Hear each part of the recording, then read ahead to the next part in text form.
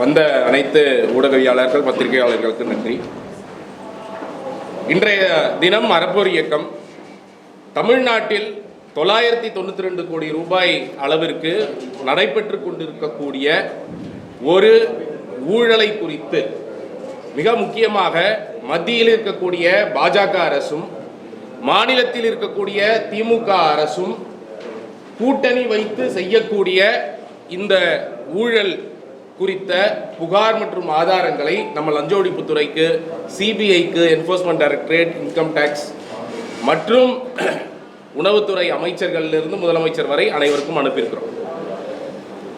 இந்த புகார் எந்த ஒப்பந்தங்கள்ல அப்படின்னு பார்த்தீங்கன்னா, தமிழ்நாட்டில் விவசாயிகள் நெல் சாகுபடி செய்த பிறகு அந்த நெல்லை போக்குவரத்து செய்வதற்காக டெண்டர்கள் போடப்பட்டது. இது 2023 ஜூன் மாதம் போடப்பட்ட டெண்டர். அந்த டெண்டர் போடப்பட்டு ஜூலை மாதம் அந்த தேதிகள் முடிந்து ஆகஸ்ட் மாதம் அந்த டெண்டர் திறக்கப்பட்டது. அந்த டெண்டரில் ரொம்ப சுருக்கமாக சொல்ல வேண்டும் என்றால், வெறும் முதல் 8 கிலோமீட்டர் போக்குவரத்து செய்வதற்காக அரசு நிர்ணயித்த விலை 288 ரூபாய். முதல் 8 கிலோமீட்டருக்கு 1 மெட்ரிக் டன்னுக்கு அரசு நிர்ணயித்த விலை நம்மளுடைய சிவில் சப்ளைஸ் கார்பரேஷன்ல 288 ரூபாய். இந்த ஒப்பந்தமானது தமிழ்நாட்டில் இருக்கக்கூடிய 38 மாவட்டங்களிலும் டெண்டர்கள் போடப்பட்டு 38 மாவட்டங்களிலும் டெண்டர் விதிகளை எப்படி வச்சாங்க அப்படின்னா, இதுவரை லாரி ஓட்டி கொண்டிருக்கக்கூடிய எந்த போக்குவரத்து ஒப்பந்ததாரரும் இதில் தேர்ச்சி பெற முடியாது, குவாலிஃபையே ஆக முடியாது. ஒருவர் கூட குவாலிஃபையே ஆக முடியாத மாதிரி ஒப்பந்த விதிகளை வைத்து எக்ஸ்பீரியன்ஸே இல்லாத கிறிஸ்டியுடைய பினாமி நிறுவனங்கள், முருகர் பெயரால் நிறைய பேர் பார்த்துருப்பீங்க, முருகர் பெயரால் நம்ம டீசர் போட்டுட்டு இருந்தோம். குமாரசாமி அவர்கள் அவர் முருகர் பெயரில் அவருடைய பெயர்லேயே பல நிறுவனங்கள், Kandasamy and co, Karthikeya enterprises, Muruga enterprises அப்படின்னு சொல்லிட்டு இந்த 3 நிறுவனங்கள் மட்டுமே அனைத்து மாவட்டங்கள்லையும் டெக்னிக்கல் பிட்ல கூட குவாலிஃபை பண்ணக்கூடிய வகையில் வச்சிருக்கிறாங்க. அது என்ன பண்ணாங்கன்னா, இன்எக்ஸ்பீரியன்ஸ்டு கான்ட்ராக்டர்களை பங்கெடுக்க முடியும், ஆனால் ஏற்கனவே எக்ஸ்பீரியன்ஸ் இருக்கிறவங்க பங்கு பெற முடியாத வகையில் விதிகளை வச்சிருந்தாங்க. இதன் மூலமாக வெறும் இந்த 3 நிறுவனங்கள் மட்டும் அவங்களுடைய விலைப்பட்டியல் மட்டும் திறக்கப்பட்டு 288 ரூபாய்க்கு அரசாங்கம் சொன்ன தொகை, ஆனால் இவர்களுக்கு டெண்டர் வழங்கப்பட்ட தொகை முதல் 8 கிலோமீட்டருக்கு 598 ரூபாய்க்கு வழங்கப்பட்டிருக்கு. 1 மெட்ரிக் டன்னுக்கு 310 ரூபாய். 1 மெட்ரிக் டன்னுக்கு 310 ரூபாய்.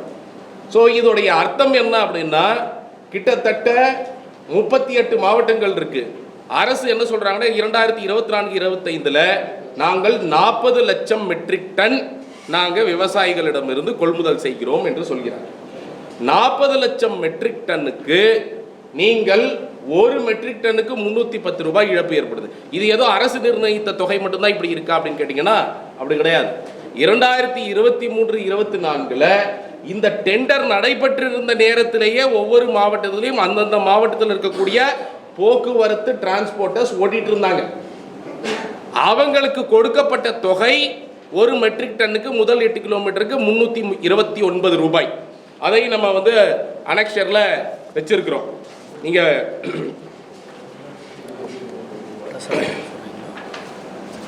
உங்களுக்கு அதற்கான அனைத்து விஷயங்களையும் நம்ம அனெக்ஷர்ல வைத்திருப்பதை நம்ம ஒவ்வொன்றாக, உதாரணத்துக்கு பார்த்தீங்கன்னா பேஜ் நம்பர் உங்களுக்கு அனெக்ஷர் கொடுக்கப்பட்டிருக்கிறது. மேலே இருக்கக்கூடிய பேஜ் நம்பர் 534 நீங்க பார்க்கலாம். இதில் 329 ரூபாய்க்கு திருவாரூர், தஞ்சாவூர் மாவட்டங்கள் எல்லாம் ஆணை சிவில் சப்ளைஸ் வழங்கப்பட்டு 2023 ஓட்டிக்கொண்டிருந்ததை நீங்க பார்க்கலாம். இந்த டெண்டர் போடப்பட்ட காலகட்டத்தில் 330 ரூபாய்க்கு லாரி டிரான்ஸ்போர்ட் கான்ட்ராக்டர்ஸ் தமிழ்நாடு முழுக்க ஓட்டிட்டு இருக்கிறாங்க 1 மெட்ரிக் டன்னுக்கு. ஆனால் இவர்கள் கிறிஸ்டியோடைய பினாமி நிறுவனங்கள் மட்டும் பங்கு பெற மாதிரி வச்சு எல்லா மாவட்டங்கள்லையும் நீங்க புகார்ல நீங்க பேஜ் நம்பர் இந்த மாதிரி ஒரு டேபிள் கொடுத்துருக்குறோம் புகாரில்.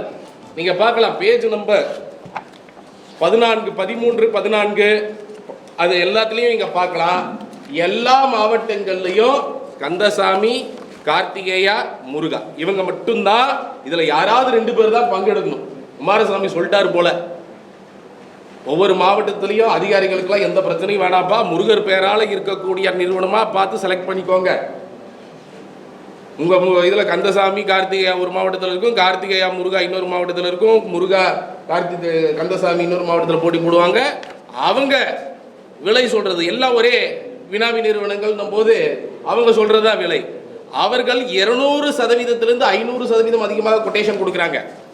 அதை நாங்கள் நெகோஷியேட் பண்றோம்னு சொல்லி 10-11 மாத காலம் நெகோஷியேட் பண்றோம் பேர்ல நெகோஷியேட் செய்துவிட்டு ஜூன் 2024 இறுதியில் இந்த டெண்டர் வழங்கப்பட்டிருக்கிறது. இந்த காலகட்டம் மிக மிக முக்கியமான காலகட்டம். என்ன காலகட்டம் அப்படின்னா, மத்தியில பாஜக அரசு மீண்டும் 2024 ஜூன் வருது. இது ஃபுட் கார்பரேஷன் ஆஃப் இந்தியா, இதோடைய பணம் பெரும்பாலான பணம் ஃபுட் கார்பரேஷன் ஆஃப் இந்தியா மத்திய அரசாங்கத்திலிருந்து வரக்கூடிய பணம். இந்த டெண்டரை முடிவு செய்ய வேண்டிய கமிட்டி, ஸ்டேட் லெவல் கமிட்டி யாரெல்லாம் இருக்கிறார்கள் அப்படின்னு இதுலயே நாங்கள் ஒரு சர்க்குலருமே கொடுத்துருக்குறோம் உங்களுக்கு அட்டாச் பண்ணி. அந்த சர்க்குலர்லையுமே நீங்க பார்க்கலாம்.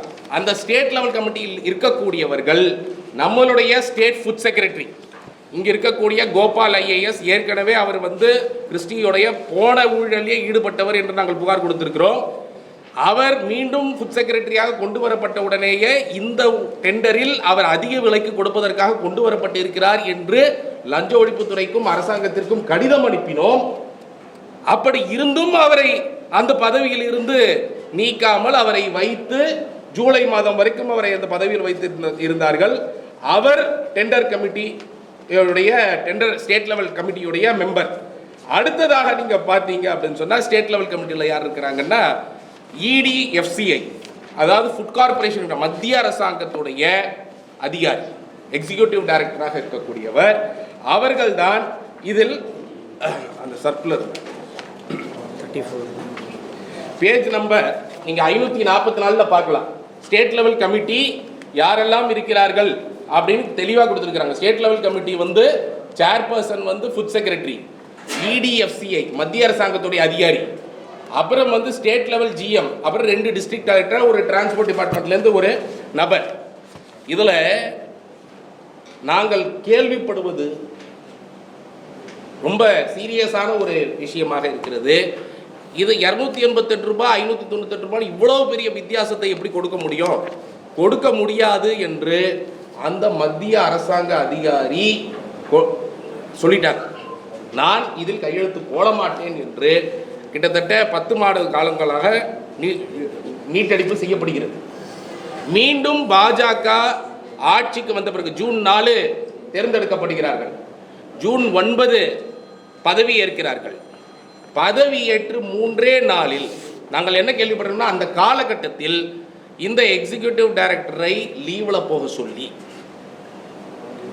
அதற்கு அடுத்தபடியாக இருக்கக்கூடிய நபரை வைத்து கையெழுத்து போட வைத்து இந்த டெண்டரை கொடுத்திருக்கிறார்கள் அப்படிங்கிறத நாங்கள் கேள்விப்பட்டோம். ஸோ இது மேலளவிலிருந்து அவர்களுக்கு யார் அந்த ப்ரெஷரை கொடுத்தது, செய்ய வச்சது, இதெல்லாம் இன்வெஸ்டிகேட் பண்ண வேண்டிய ரொம்ப முக்கியமான ஒரு விஷயம்.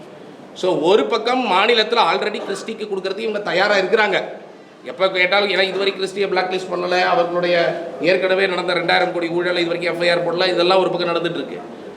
ஆனால் மத்தியிலும் இருக்கக்கூடிய அங்க ஃபுட் கார்பரேஷன் ஆஃப் இந்தியா நம்ம இன்னொரு ரொம்ப முக்கியமான ஒரு எவிடன்ஸையும் வைக்கிறோம். பாஜக கடந்த 5 ஆண்டுகளில் கிறிஸ்டி நிறுவனத்திடம் இருந்து 12 கோடிக்கு மேல் கிறிஸ்டி நிறுவனம் பாஜகவுக்கு நன்கொடை கொடுத்திருக்கிறது.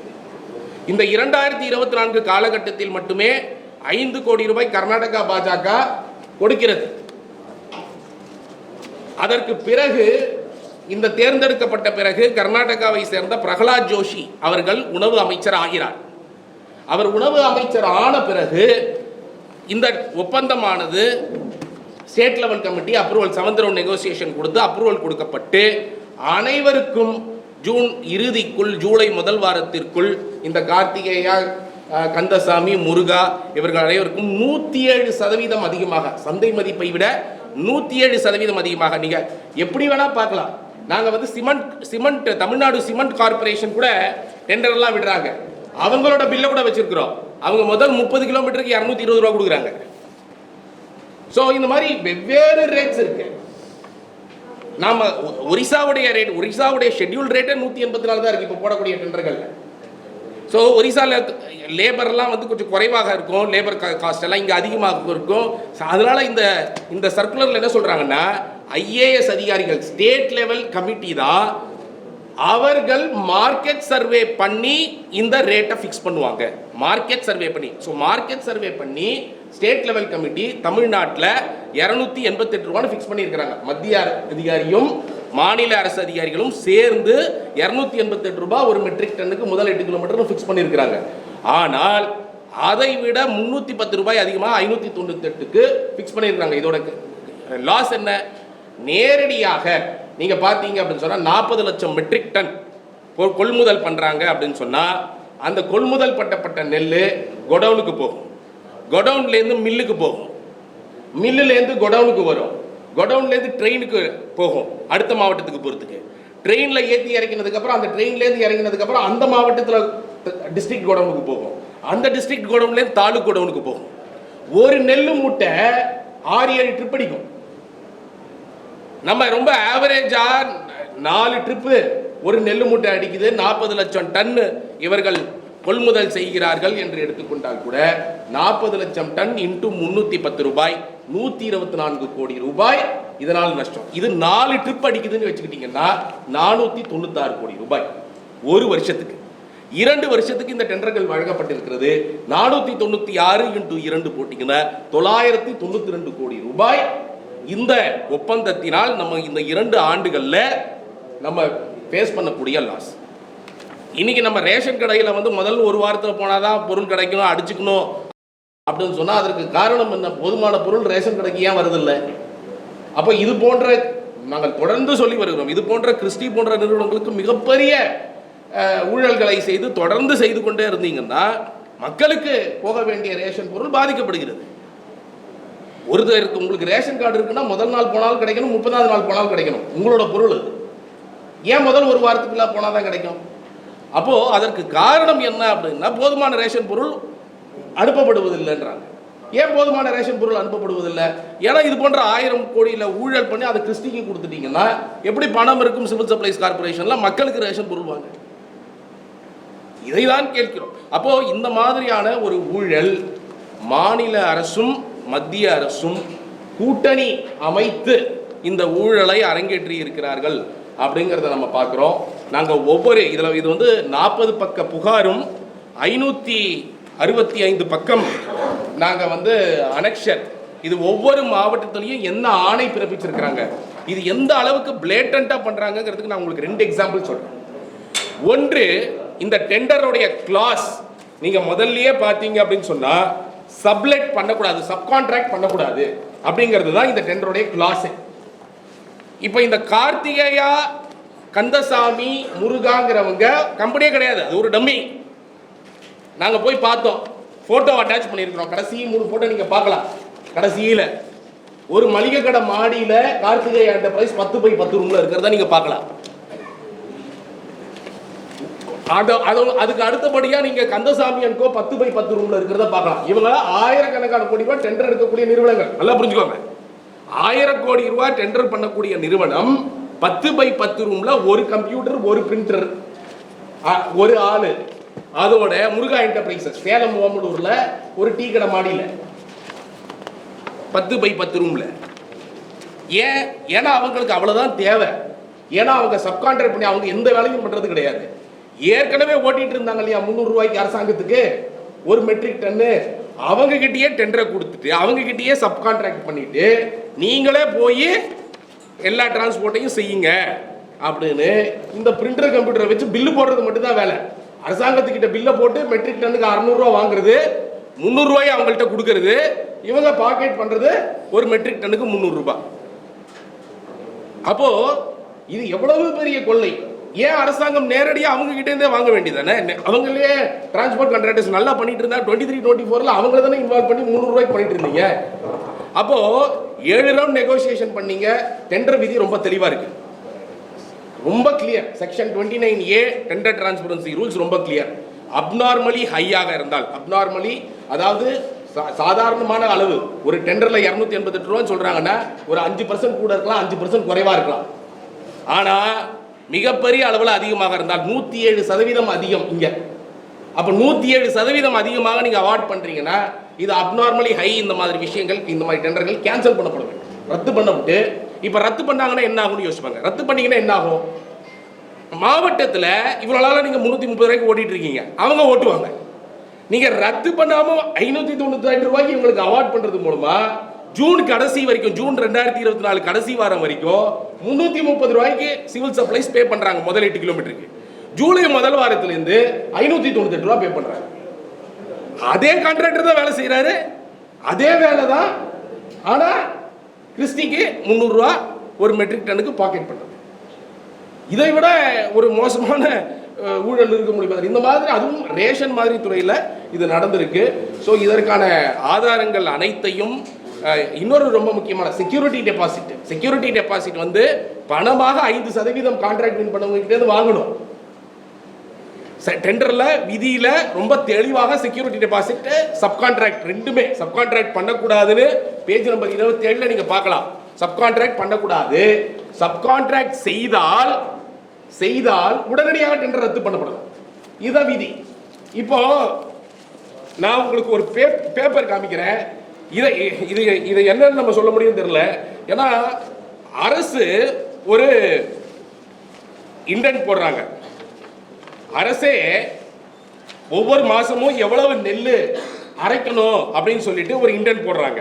அந்த நெல் அரைக்கக்கூடிய அந்த இண்டென்ட்ல அவங்க என்ன சொல்றாங்க அப்படின்னு சொன்னா 82,000 டன் தஞ்சாவூர் மாவட்டத்தில் மார்ச் 2025 நம்ம பேசி கொண்டிருக்கக்கூடிய இந்த மாசத்துடைய அலாட்மெண்ட் உங்களுக்கு நாங்கள் கொடுத்துருக்கிறோம். பேஜ் நம்பர் 545 பார்க்கலாம். 545 பார்க்கலாம். கீழே அதிகாரி, மாவட்ட அதிகாரி யாருக்கெல்லாம் திரும்ப இது அனுப்புறாரு? மில்லுக்காரங்களுக்கு அனுப்புறாரு. கண்டிப்பா அனுப்பணும், ஏன்னா மில்லுலேருந்து அந்த நெல்லை எடுத்துட்டு வந்து அரைக்கணும். டிரான்ஸ்போர்ட் கான்ட்ராக்டருக்கு அனுப்பணும். கந்தசாமி அண்ட் கோக்கி டிரான்ஸ்போர்ட் கான்ட்ராக்டர் அவருக்கு அனுப்புறாரு. பக்கத்திலேயே ஏஎஸ்பிடி பாலகிருஷ்ணன் டிரான்ஸ்போர்ட்னு அவருக்கும் அனுப்புறாரு. அவர் தான் சப்கான்ட்ராக்டர். சப்கான்ட்ராக்டருக்கு சேர்த்து அரசு அதிகாரி அனுப்புறாருன்னா என்ன அர்த்தம்? சைன் போட்டு அரசு அதிகாரிகள் எல்லாருக்கும் தெரியுது கிறிஸ்டின் எந்த வேலையும் பண்ணல, இது எல்லாம் சப்கான்ட்ராக்ட் தான் பண்றாங்கன்னு. ஆனா விதி என்ன சொல்லுது? சப்லெட்டிங் விதி என்ன சொல்லுது? சப்கான்ட்ராக்ட் பண்ணா அடுத்த நிமிஷம் என்ற கேன்சல் பண்ணணும்னு சொல்லுது. செக்யூரிட்டி டெபாசிட் 5% வாங்கணும், இவங்க கிட்ட பணமா வாங்கணும்னு விதி இருக்கு. பணம் தேவையில்ல, அவங்க ஏற்கனவே எக்ஸ்பீரியன்ஸ் இல்லாததுக்கு ஒரு 5% பேங்க் கேரண்டி கொடுத்தாங்களா, அதையே இதுக்கு வச்சுக்கோங்கன்னு காணொலி வாயிலாக நான் இந்த திருவாரூர் மாவட்டத்துடைய ஆர்டர் நீங்க பாத்தீங்கன்னா தெரியும். திருவாரூர் மாவட்டத்துடைய ஆர்டர் நம்ம வச்சிருக்கிறோம். நீங்க அதுல படிச்சு பாத்தீங்கன்னாலும் தெரியும். அதுல என்ன போட்டிருக்காங்கன்னா அந்த அதிகாரியே போடுறாரு. ஏன்னா அவர் தப்பிச்சுக்கணும்ல, அந்த மாவட்ட அதிகாரிக்கு தெரிஞ்சிருச்சு 5% செக்யூரிட்டி டெபாசிட்டை நம்ம பணமா வாங்கலாம், நாளைக்கு நம்ம மாட்டிக்குவோம். அவர் எழுதியிருக்கிறாரு, பணி ஆணையிலேயே வந்து எழுதியிருக்கிறாரு 5% பணமா வாங்கணும். ஆனா மெட்ராஸ்ல இருந்து ஜிஎம் பிசினஸ் வந்து காணொலி வாயிலாக பேசும்போது அவர் அட்வைஸ்ல நீங்க வந்து பேங்க் கேரண்டியே வாங்கிக்கோங்கன்னு சொன்னாங்க. அதன்படி நாங்கள் வாங்கி வைக்கிறோம் அப்படின்னு எழுதியிருக்கோம். அப்போ எல்லா விதிகளையும் தளர்த்தி 10% கொடுக்க வேண்டியவங்க வெறும் 5% கொடுத்து சப்லெக்ட் பண்ணக்கூடாது, ஆனால் சப்லெட்டிங் ஃபுல்லாக அலவுடு. ஸோ எல்லா வயலேஷனும் செய்து மக்களுக்கு ஆயிரக்கணக்கான கோடி இழப்பு. ஸோ இதன் மீது வந்து சிபிஐ, இடி, ஐடி, லஞ்ச ஒழிப்புத்துறைக்கும் அமைச்சிருக்கிறோம். முதல் அமைச்சர் மற்றும் உணவுத்துறை அமைச்சர்கள், அங்கே பிரகலாத் ஜோஷிக்கு, இங்கே சக்கரபாணி அவர்களுக்கு, அப்புறம் ஃபினான்ஸ் செக்ரட்டரிக்கு பணம் இல்லைன்னு சொல்றீங்க. எவ்வளவு பணம், எவ்வளவு மக்களுடைய பசியை தீர்க்க வேண்டிய பணம். அப்போ இதை வந்து அரசு வந்து புரிந்து கொள்ள வேண்டும். உடனடியாக இந்த டெண்டர் ரத்து செய்யப்பட வேண்டும். இந்த மிகப்பெரிய ஊழலை செய்த ஊழல்வாதிகள் மீது, அது கிறிஸ்டி குமாரசாமியுடைய அந்த அவருடைய நிறுவனங்களாக இருக்கட்டும், அதே மாதிரி பொது ஊழியர்கள், ஸ்டேட் லெவல் கமிட்டியில் இருந்து இந்த மாதிரி ஒரு டெண்டரை அப்ரூவ் செய்த அதிகாரிகள் மீது எஃப்ஐஆர் பதிவு செய்யப்படணும். கோபால் ஐஏஎஸ் முதல் அனைவரின் மீதும் எஃப்ஐஆர் பதிவு செய்யப்படணும். அனைவரின் மீதும் துறை ரீதியான நடவடிக்கை எடுக்கப்பட வேண்டும். இது வரைக்கும் இந்த 992 கோடியில் நம்ம 300 கோடி ஆல்ரெடி தொலைச்சிருப்போம். 300லேருந்து 400 கோடி போயிருக்கும். ஏன்னா ஜூலை மாதம் ஆரம்பிச்சிருக்கு இந்த டெண்டர். இப்போ ரத்து பண்ணால் நீங்கள் 500லேருந்து 600 கோடி ரூபாய் சேமிக்க முடியும். இப்போ ரத்து பண்ணீங்கன்னா மாவட்ட அளவில் 300 ரூபாய்க்கு ஓட்டுறதுக்கு அவங்க இருக்கிறாங்க. அவங்க அந்த ரேட்டுக்கு தான் ஓட்டிகிட்டு இருக்கிறாங்க. அப்போ இன்னைக்கு ரத்து பண்ணால் கூட 600 கோடி ரூபாய் சேமிக்க முடியும். அதனால் உடனடியாக ரத்து செய்து 600 கோடியார ரூபாயை சேமிக்க வேண்டும். இழந்த பணம் எவ்வளவு இன்னி தேதி வரைக்கும் இழந்திருக்கிறோமோ அந்த பணத்தை மீட்டெடுக்க வேண்டும். ஸோ இந்த 992 கோடி ரூபாய் ஊழல் மீது உடனடியாக இவர்கள் அனைவரும் நடவடிக்கை எடுக்க வேண்டும் என்று அறப்போர் இயக்கம் கேட்டுக்கொள்கிறேன்.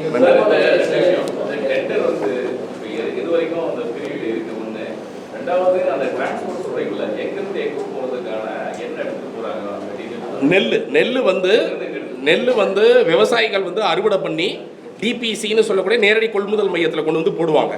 அந்த நெல்லை இந்த டிரான்ஸ்போர்ட் கான்ட்ராக்டர் என்ன பண்ணணும்னா அங்கேருந்து மாவட்ட குடவுனுக்கு எடுத்துகிட்டு போவாங்க. சம்டைம் என்ன சொல்லுவாங்கன்னா நேரடியாக மில்லுக்கு எடுத்துகிட்டு போக சொல்லுவாங்க. ஸோ அது வந்து டிபெண்டிங் ஆன் ரெக்குவயர்மெண்ட்டை பொறுத்து அங்கேருந்து குடவுனுக்கு எடுத்துகிட்டு போவாங்க, இல்லை நேரடியாக மில்லுக்கு எடுத்துகிட்டு போவாங்க. குடவுனுக்கு எடுத்துகிட்டு போய் குடவுன்லேருந்து மில்லுக்கு எடுத்துகிட்டு போய் திரும்ப குடவுனில் கொண்டு வந்து வைப்பாங்க. அப்புறம் இப்போ டெல்டா மாவட்டங்களில் நெல் வந்து அதிகமாக சாகுபடி ஆகும்பொழுது அது மற்ற மாவட்டங்களுக்கு அனுப்பப்படும். அப்போ மற்ற மாவட்டங்களுக்கு அனுப்பும்போது அங்கேருந்து ட்ரெயினுக்குள்ள ஏற்றி மற்ற மாவட்டங்களுக்கு அனுப்பி அந்த மாவட்டத்தில் ட்ரெயினில் இறக்கி அவங்க அங்கே இருக்கக்கூடிய கோடவுனுக்கு அனுப்புவாங்க. ஸோ இது வந்து இந்த டிரான்ஸ்போர்ட் மட்டும் தான், ட்ரெயின் கிடையாது. ட்ரெயினுக்கு தனியாக பே பண்ணுறாங்க. அது 200 ரூபா தனியாக மெட்ரிக் டன் வந்து வேகன் சார்ஜ்னு சொல்லி தனியாக பே பண்ணுறாங்க. 2 வருஷம். இது இன்ஃபேக்ட் டெண்டர் போடும் பொழுது ஜூலை 2023 முதல் ஜூன் 2025 என்று தான் டெண்டர் போட்டாங்க. ஆனால் 11 மாதம் இவங்க ஃபினான்ஷியல் பிட் ஓப்பன் பண்ணி நம்ம அப்போ ஆல்ரெடி லெட்டர் அமைச்சிருந்தோம். இடி எஃப்சிஐ வந்து நான் சைன் போட மாட்டேன்னு சொன்னனால 11 மாதம் இருந்தது. டெண்டர் விதி என்ன சொல்லுதுன்னா 180 நாளைக்கு மேலே எக்ஸ்டென்ஷன் வாங்க முடியாது, ஆட்டோமேட்டிக்காக டெண்டர் ரத்தாயிருங்கிறது தான் டெண்டர் விதி. அதுபடியே ரத்தாயிருக்கணும். ஆனால் அதையும் மீறி இவங்க கொடுக்குறாங்க. கொடுக்கும்பொழுது என்ன பண்ணுறாங்கன்னா அன்றிலிருந்து 2 வருடத்திற்கு டெண்டர்னு கொடுக்குறாங்க. ஸோ ஜூலை 1ஆம் தேதி 2024 முதல் ஜூன் மாதம் 2026 வரை இந்த டெண்டர் கொடுக்கப்பட்டுள்ளது.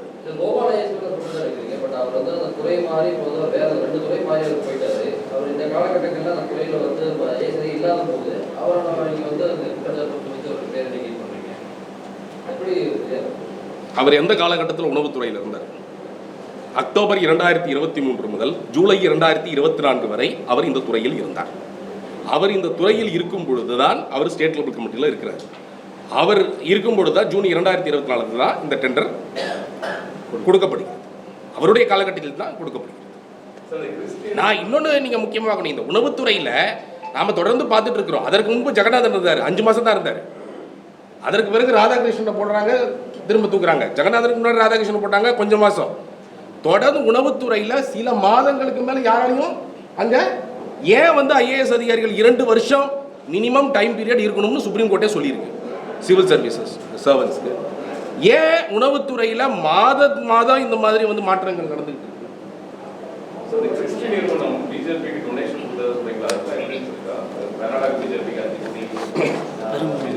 பிரஸ் நோட்ல கடைசியா இருக்கு. அனெக்சர் 53 லாஸ்ட் நீங்க பார்க்கலாம். என்னென்ன டொனேஷன் கொடுத்திருக்காங்க அப்படிங்கிறதுக்கான என்டையர் லிஸ்ட்டை வந்து நம்ம வந்து கொடுத்துருக்குறோம். எந்தெந்த வருஷத்துல எவ்வளவு டொனேஷன் கொடுத்திருக்காங்க அப்படிங்கிறதுக்கான என்டையர் லிஸ்ட்டை வந்து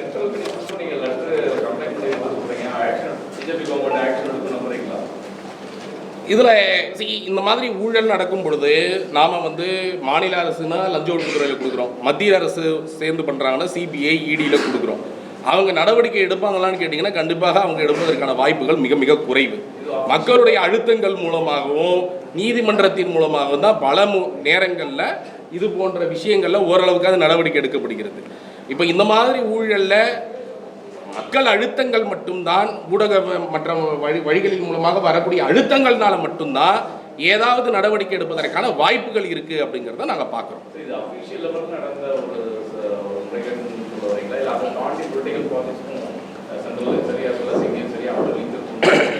பொலிட்டிக்கல் லெவலில் இது என்ன நடந்திருக்குங்கிறத ப்ரோப் பண்ணணும், இன்வெஸ்டிகேட் பண்ணணும்னு சொல்கிறோம். நாங்கள் வந்து அதற்கான ஆதாரங்கள் இல்லாமல் நம்ம வந்து அதை குற்றச்சாட்டு வைக்க விரும்பல. ஆனால் இருக்கக்கூடிய ஆதாரங்கள் ரொம்ப தெளிவு. பிஜேபிக்கு வந்து donation Christy Fried Gram 2017-18 Christy Fried கிராமாக இன்கம் டேக்ஸ் ரெய்டு பண்ணுறாங்க. அவங்க கிட்டத்தட்ட 2000 கோடி ரூபாய் அளவுக்கு கணக்கில் வராத பணம்லாம் பிடிக்கிறாங்க அப்படிங்கிறதெல்லாம் நம்ம நியூஸில் பார்த்தோம். அதற்கு பிறகு தொடர்ச்சியாக கிறிஸ்டி ஃப்ரைட் கிராம் நிறுவனம் டொனேஷன் கொடுக்குறாங்க ஒவ்வொரு வருஷமும். 2024 இந்த டெண்டர் வழங்கப்பட்ட ஆண்டு மொத்தமாக 12.5 கோடி ரூபா டொனேஷன் கொடுத்துருக்குறாங்க அப்படின்னு சொன்னால் அதில் பாதிக்கு பாதி 6 கோடியே 20 லட்சம் வந்து 2024 கொடுக்கப்படுது. அதுலேயும் 5 கோடி கிறிஸ்டி ஃப்ரைட் கிராம் கர்நாடகா கொடுக்குறார்கள். அந்த 6.2 கோடி 2024 இதெல்லாம் ஃபேக்ட்ஸ் இருக்குது நம்ம கண்ணு முன்னாடி. ஒரு பக்கம் இது நடந்திருக்கு, மற்றொரு பக்கம் பாஜக அரசுல இருந்து ஏதோ ஒரு யார் எந்த பொது ஊழியர் ப்ரெஷர் போட்டாங்கன்னு தெரியாது. அந்த இடிஎஃப்சி வந்து யார் லீவில் போக சொன்னது, யார் வந்து ஜூனியர் அதிகாரியை வந்து சைன் போட சொன்னது, ஸோ இது போன்ற விஷயங்கள் எல்லாம் விசாரிக்கப்படணும். அப்போ தான் இதில் வந்து பொலிட்டிக்கல் இன்டர்ஃபரன்ஸில் நடக்குதா இல்லை உங்களுக்கு வந்து செக்ரட்டேரியல் இன்டர்ஃபரன்ஸில் நடக்குதா அப்படிங்கிறதுலாம் தெரியும். ஆனால் இது யாருக்கும் தெரியாமல் இல்லை. நான் இன்னொன்று சொல்கிறேன், மேலே இருக்கக்கூடிய இப்போ ஸ்டாலின் அவர்களுக்கு கிறிஸ்டி ஃப்ரைட் கிராம் நிறுவனத்தை பிளாக் லிஸ்ட் பண்ணணும், இவ்வளோ பெரிய ஊழல் பண்ணுறாங்கன்னு நாங்கள் பலமுறை சொல்லியிருக்கிறோம். மத்தியில் இருக்கக்கூடியவர்களுக்கு ஐடியில் வந்து இவ்வளோ பெரிய ரெய்டு பண்ணி இவ்வளவு இல்லீகல் ஆக்டிவிட்டீஸ் பண்ணியிருக்கிறாங்கிறது பிஜேபிக்கு தெரியும். இருந்தும் அவர்களிடமிருந்து தான் அவங்க டொனேஷன் வாங்கிட்டு இருக்கிறாங்க. ஸோ பொலிட்டிக்கல் லெவலில் அவங்க அவேராக தான் இருக்கிறாங்க. கிறிஸ்டி இவ்வளோ பெரிய ஊழல் தெரிஞ்சேதான் அவர்கள் வந்து அவர்களோட ஈடுபட்டு கொண்டு இருக்கிறார்கள் அப்படிங்கிற குற்றச்சாட்டு நேரடியான.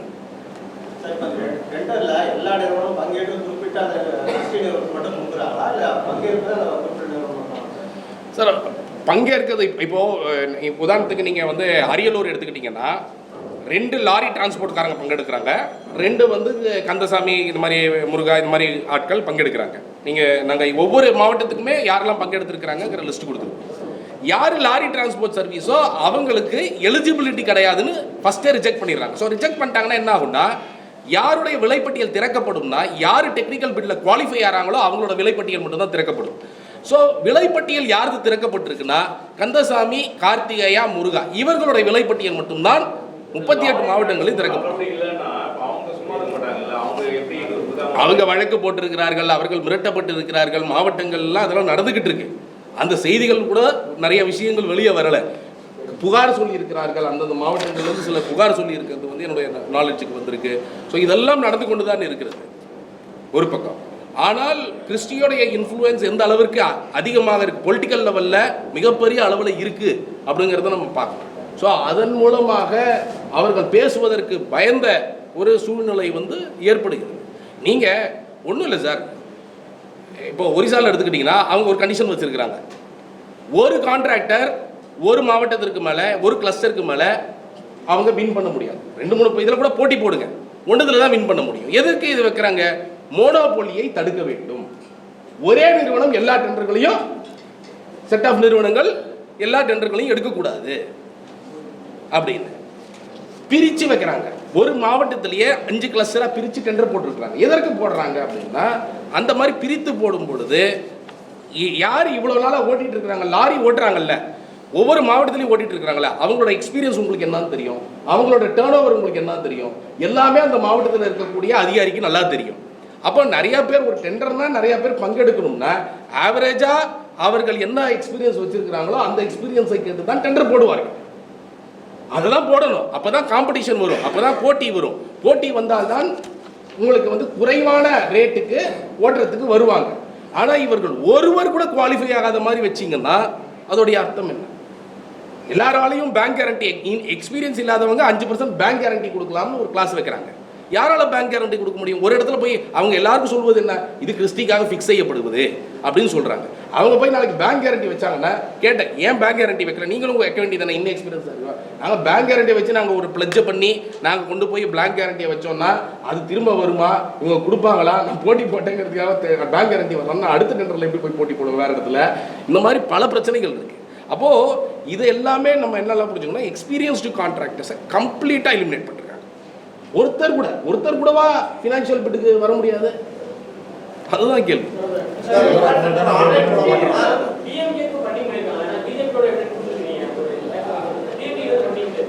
டிஎம்கேக்கு ஓப்பனாக ஃபண்டிங் போனது எதுவும் இல்லை.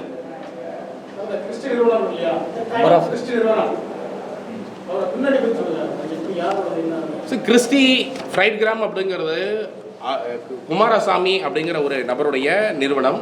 இது வந்து கடந்த 20-25 ஆண்டுகளாக சத்து மாவில், முட்டையில் இந்த மாதிரி விஷயங்கள்லாம் முதல்ல ஆரம்பித்தாங்க. முட்டையிலலாம் நிறைய முறைகேடுகள், கேள்விகள்லாம் எழுப்பப்பட்டது அந்த காலகட்டத்திலேயே 10 ஆண்டுகளுக்கு முன்னரே. அதற்கு பிறகு ரேஷனில் வந்து பருப்பு, சக்கரை, பாமாயில் 2015 முதல் 2021 வரை அவங்க சப்ளை பண்ணும்போது என்ன பண்ணாங்கன்னா, ஏற்கனவே இதே ஃபார்முலா தான் இருக்கிற கான்ட்ராக்டர் எல்லாரையும் வெளியே தள்ளிட்டு இவர்களுடைய நிறுவனங்கள் மட்டும் போட்டி போட மாதிரி கண்டிஷனை மாற்றி ஒரு கிலோ பருப்பு வந்து 90 ரூபாய் ரேட்டுனா 140 ரூபா கொட்டேஷன் கொடுப்பாங்க. அது வரைக்கும் 90 ரூபாய்க்கு வாங்கிட்டு இருப்பாங்க. ஸோ அந்த மாதிரியெல்லாம் கொடுத்து அதில் ஒரு 2028 கோடி ரூபாய் எப்படி ஊழல் நடந்ததுன்னு 2021 அறப்பொரு இயக்கம் புகார் கொடுத்துருக்குறோம். அது விசாரணை செய்யப்பட்டிருக்கிறது. உயர்நீதிமன்றத்தில் வழக்கு போட்டோம். உயர்நீதிமன்ற நீதிபதியே இவ்வளவு ஸ்பூன் ஃபீடு பண்ணுற மாதிரி உங்களுக்கு தகவல் ஆதாரத்தோடு கொடுத்துருக்குறாங்க, நீங்கள் நடவடிக்கை எடுக்க முடியாதா அப்படின்னு லஞ்ச ஒழிப்புத்துறையை பார்த்து கேட்டாங்க. லஞ்ச ஒழிப்புத்துறை இல்லைங்க, எங்களுக்கு இன்னொரு 6 மாதம் நேரம் வேணும், கால அவகாசம் வேணும்னு சொல்லி இன்னொரு 6 மாதம் ஆயினாங்க. அந்த 6 மாதம் முடிஞ்சு இன்னொரு 6 மாதம் ஆயிடுச்சு. இப்போ நாங்கள் திரும்ப போய் கண்டெம்ட் போடுவோம். ஸோ இந்த மாதிரி போட்டு தான் ஒன்றாக நடவடிக்கை. ஏன் பிளாக் லிஸ்ட் பண்ணல, ஏன் வந்து இவர்கள் மீது நடவடிக்கை எடுக்கல? இப்போ இவ்வளவு நடந்து கொண்டு இருக்கிறது. உதாரணத்துக்கு இதே போக்குவரத்து டெண்டர் ஏற்கனவே இதே மாதிரி ஒரு வேலை பண்ணாங்க. அந்த டெண்டர் 5 வருஷ கான்ட்ராக்டாக கொடுக்கப்பட்டது. அதை நாங்கள் புகார் சொல்லி இந்த அரசு வந்ததுக்கப்புறம் நாங்கள் புகார் சொல்லி 3 வருஷ கான்ட்ராக்டாக சுருக்கி ரத்து பண்ணாங்க. ரத்து பண்ணதற்கு பிறகும் கூட மீண்டும் திரும்ப இப்போ இவர்களுக்கே கான்ட்ராக்ட் கொடுத்துருக்குறாங்க வேற கம்பெனி. ஸோ இது வந்து தொடர்ச்சியாக ரேஷன் துறையில் இன்னைக்கு நான் ரொம்ப இதுவாக சொல்லணும்னா, பருப்பு சக்கரை பாமாயில் 2000 கோடி, ஏற்கனவே நடந்த போக்குவரத்து ஊழலில் ஒரு 1000கணக்கான கோடி, இதில் ஒரு 1000 கோடி, மினிமம் ஒரு 5000 கோடியாவது நம்ம ரேஷன் துறையில் இருந்து சாப்பிட்டவர்கள் தான் கிறிஸ்டி நிறுவனம் அப்படிங்கிறது ரொம்ப எளிமையாக சொல்லணும். இதுதான் கிறிஸ்டி சொல்லணும்.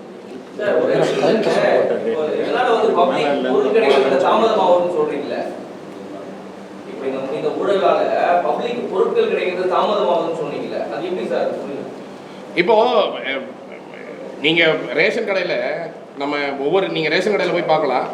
முதல் ஒரு 3 நாள் 4 நாளில் பயங்கரமாக போய் கூட்டம் அடிச்சுப்பாங்க. அதற்கான ரொம்ப முக்கியமான காரணம் என்னன்னா, ஒரு 7 நாள் கழிச்சு போனா இல்லை ஒரு 10 நாள் கழிச்சு போனா பருப்பு இல்லை, சக்கரை காலி, இந்த மாதிரி ஏதோ ஒரு காரணம் வருவதனால அவங்க முதல் ஒரு வாரத்திலே அடித்து போக வேண்டிய ஒரு சூழ்நிலை. ஏன் வந்து இப்போ என்னுடைய ரேஷன் கடை, இப்போ எனக்கு ஒரு என்டைட்டில்மெண்ட், உங்களுக்கு வந்து இவ்வளோ கிலோ சக்கரை இவ்வளோ கிலோ பருப்புங்கிறது உங்களோட என்டைட்டில்மெண்ட். மாநிலத்தில் எவ்வளோ பேருக்கு ரேஷன் கார்டு இருக்குன்னு அரசுக்கு தெரியும், ஒவ்வொருத்தருடைய என்டைட்டில்மெண்ட் என்னன்னு தெரியும். அப்போ அதற்கு நிகராக தானே ரேஷன் கடைக்கு பொருள் அனுப்பணும். அப்போ அதற்கு நிகராக தானே அவங்க வாங்கி அனுப்பணும். அவர்கள் வாங்கி அனுப்புவதில்லை, குறைவாகத்தான் அனுப்புகிறார்கள். அப்போ குறைவாக அனுப்புவதற்கான காரணம் என்ன அப்படின்னா, அவங்க கிட்ட பணம் இல்லைன்னு. ஆனால் அதே ரேஷன் துறை 1000கணக்கான கோடி ரூபாயை இந்த மாதிரி பருப்பு சக்கரை கொள்முதல்லையும் போக்குவரத்து ஊழல் மூலமாகவும் கிறிஸ்டி நிறுவனத்துக்கு கொடுத்துட்டு. இதுதான் நம்ம வந்து சொல்லுவோம். நன்றி நன்றி. பிளஸ் நம்ம போட்டிருக்கிறது எல்லாமே ஃபர்ஸ்ட் 8 கிலோமீட்டர். நிறைய இடங்களில் 20 கிலோமீட்டர் போவாங்க, 30 கிலோமீட்டர் போவாங்க. இது வந்து குறைந்தபட்சமாக இவ்வளவு இருக்கும்னு சொல்கிறோம், கன்சர்வேட்டிவாக பார்த்தோம். தேங்க்யூ.